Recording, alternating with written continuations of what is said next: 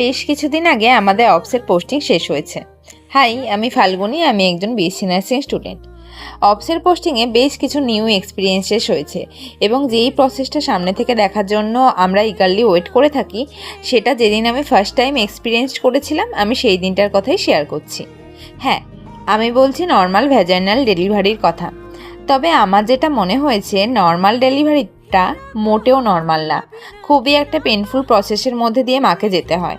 মায়ের labour pain progress হওয়া থেকে শুরু করে বেবি ডেলিভারি হওয়া পর্যন্ত একটা ন্যাচারাল প্রসেস, কিন্তু ডিউরিং দ্য টাইম মাকে একটা আনন্যাচারাল পেন টলারেট করতে হয়, যেটা শুধুমাত্র মায়েরাই জানে।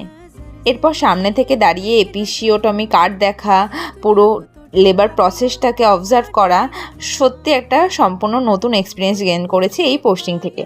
সবথেকে ব্লেসিংয়ের ব্যাপার হলো একটা নতুন প্রাণকে সর্বপ্রথম পৃথিবীর আলো দেখতে দেখলাম, যেটা এন্টার লাইফে মনে থাকবে, কারণ এটা আমার first time normal vaginal delivery আমি দেখেছিলাম সেই দিনকে।